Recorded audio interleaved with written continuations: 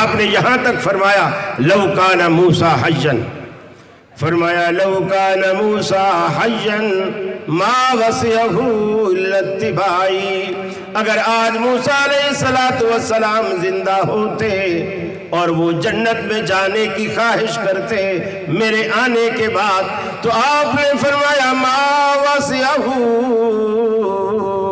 الا اتباعی، انہیں بھی جنت میں جانے کے لیے میری سنت کے در کے سوا کوئی در نظر نہ آتا۔ اللہ کا سچا پیغمبر بھی جنت میں جانے کے لیے نبی کی سنت کی پیروی کا محتاج ہے، تو میں اور آپ کیسے بے نیاز ہو سکتے ہیں؟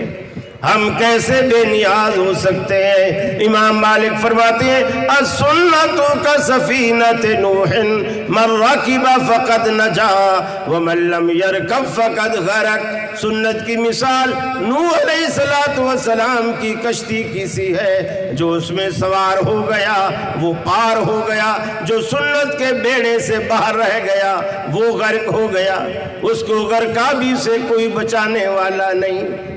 اللہ کے حبیب کے بارے میں قرآن پاک نے خود رسول اکرم نے اتنے واضح دلائل سے فرمایا کہ تمہارا پیشوا صرف اور صرف ایک ہے۔